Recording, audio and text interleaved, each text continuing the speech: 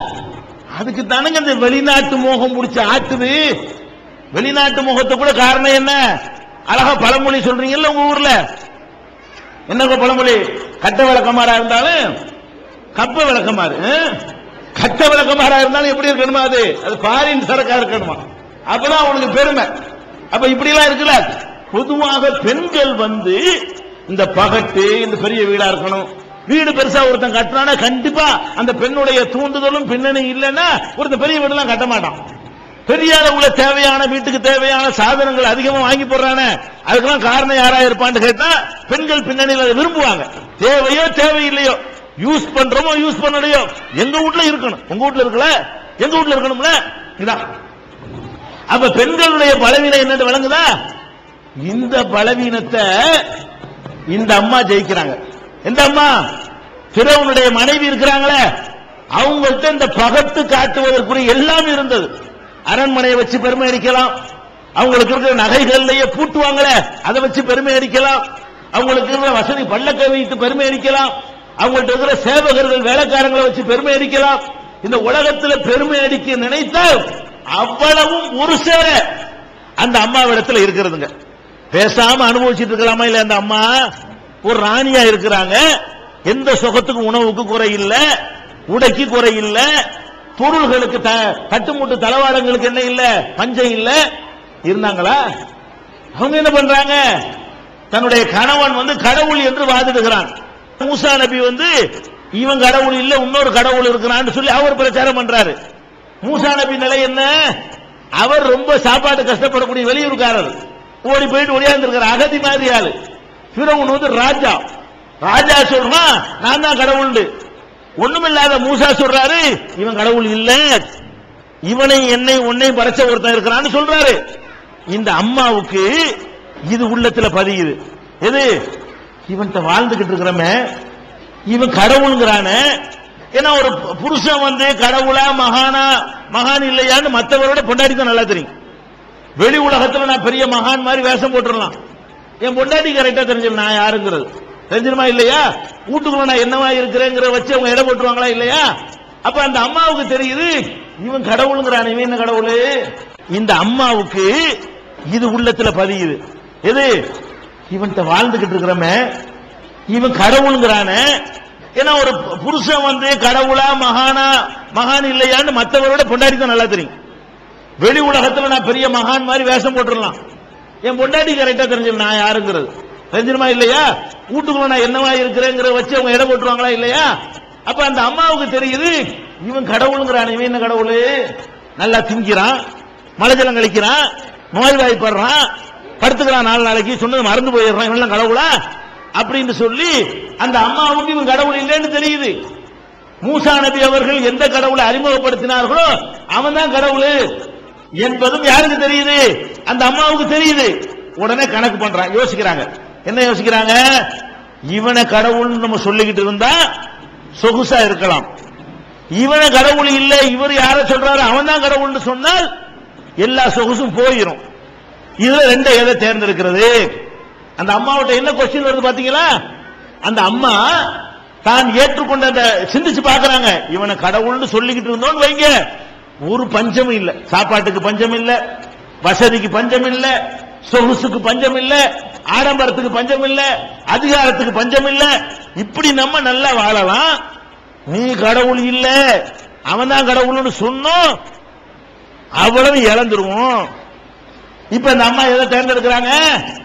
இதுவா அதுவாண்டு வந்த உடனே அந்த அம்மா தேர்ந்தெடுக்கிறாங்க இது ஒண்ணும் இல்லை, நீ தர்ற அரண்மனை ஒரு அரண்மனையே இல்லை, நீ தரக்கூடிய பகட்டுகள் ஒரு பகட்டுகளே இல்லை, உன்னிடமிருந்து கிடைக்கக்கூடிய சுகம் ஒரு சுகமே இல்லை. எது சுகம்? என் ரப்புல் ஆலமீன் அவனை ஏற்றுக்கொண்டால் எனக்கு தருவானே அது எனக்கு பெருசு.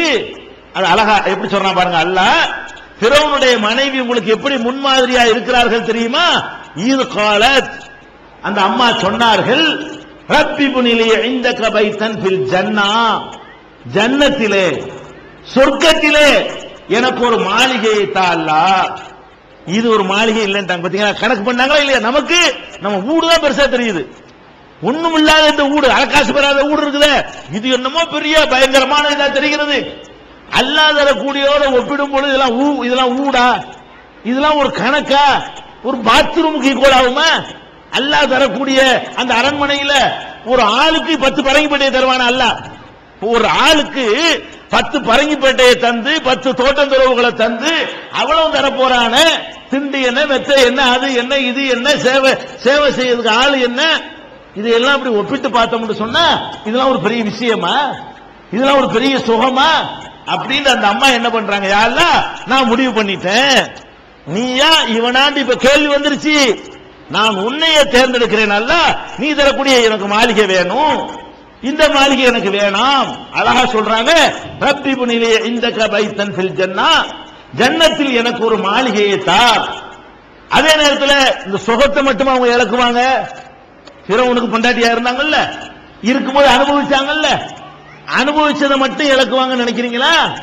இல்ல, அனுபவிச்சதை எல்லாம் பறிச்சுக்கிட்டு கூடுதல் சுமையாக தண்டனை வேற கிடைக்கும். விடுவானவன் இந்த வெளியே ஏற்றிடுவான் அரண்மனையை விட்டு, அப்புறம் மிதிக்குவான், உதைக்குவான், சங்கிலி போட்டு கட்டுவான், சித்திரவதை செய்வான், எல்லா விதமான கொடுமைகளுக்கு ஆளாக்குவான்.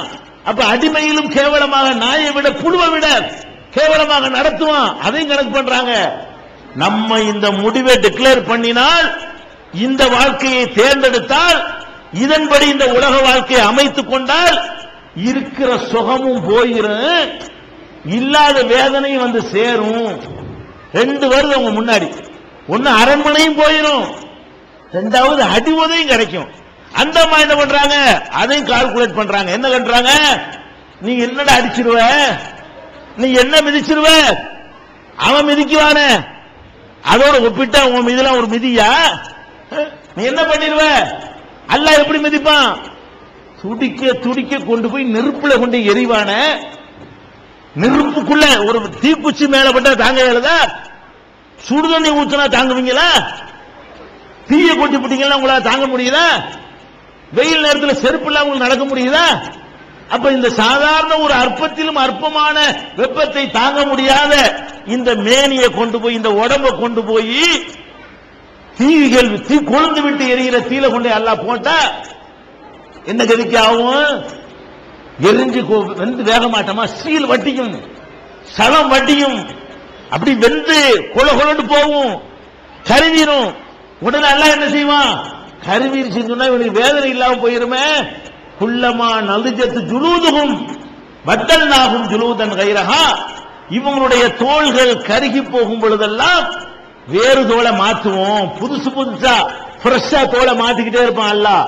மாத்த மாத்த வெந்துகிட்டே இருக்கும், வெந்து போ மாத்திக்கிட்டே இருப்பான், மாத்த மாத்த மறுபடியும் வந்துகிட்டே இருக்கும். இப்படி தண்டனை என்பதை உலகத்தில் ஃபிரௌனுக்கு கொடுக்க இயலுமா? வேற யாருக்கும் கொடுக்க இயலுமா? அவங்க கணக்கு பண்றாங்க, இவன் என்ன செய்வான்? அடிக்கத்தானே செய்வான், மிதிக்கத்தானே செய்வான், சங்கில்லான கட்டு போடுவான், வெளியே போகாம ரூம்ல அடைச்சு வைப்பான். அதை தாங்க இயலுமா? அவன் கொடுக்கிற அடியை தாங்க இயலுமா? அப்படின்னு சொல்லி 2ஐயும் கணக்கு பண்றாங்க. இந்த உலக இன்பம் அங்க உள்ள இன்பத்தோடு ஒப்பிட்டு பார்த்தால் இது ஒரு இன்பமே இல்லை. அங்க வரக்கூடிய தண்டனை இங்கே நீங்கள் படுகிற சிரமத்தோடு துன்பத்தோடு ஒப்பிட்டு பார்த்தால் இது ஒண்ணுமே இல்லை. இதுதான் பேசிக், இதான் எச்சரிக்கை. நபிமார்கள் செஞ்ச எச்சரிக்கை, இந்த மார்க்கம் உலகத்திற்கு சொல்கிற எச்சரிக்கை, ஒட்டுமொத்த மனித குலத்திற்கு அல்லாஹ் விடுகிற எச்சரிக்கை என்ன? அடே, நீ வச்சுக்கிற இந்த இன்பம் இன்பம் இல்லை, இதுக்கு மேல கோடானு கோடானு கோடானி மடங்கு நான் வச்சிருக்கிறவா. நீ வர்ற துன்பங்கள் துன்பம் இல்லை, ஒழுங்கா நடக்கல, இதை விட கோடி கோடி கோடி கோடி கோடி மடங்கு நான் தருவேன், உனக்கு தாங்கிக்கிற ஏழுமா? அப்ப இதை சொல்வதற்காகத்தான் அல்லாஹ் நபிமார்களை அனுப்பினான். இதைத்தான் நபிகள் நாயகம் ஸல்லல்லாஹு அலைஹி வஸல்லம் அவர்கள் எடுத்த எடுப்பிலேயே நற்செய்தியை கொண்டு மக்களுக்கு பிரச்சாரம் ஆரம்பிக்கவே இல்லை. எடுத்த எடுப்புல முதல் பிரச்சாரத்திலேயே அவங்க எச்சரிக்கையை கொண்டுதான் ஆரம்பித்தார்கள்.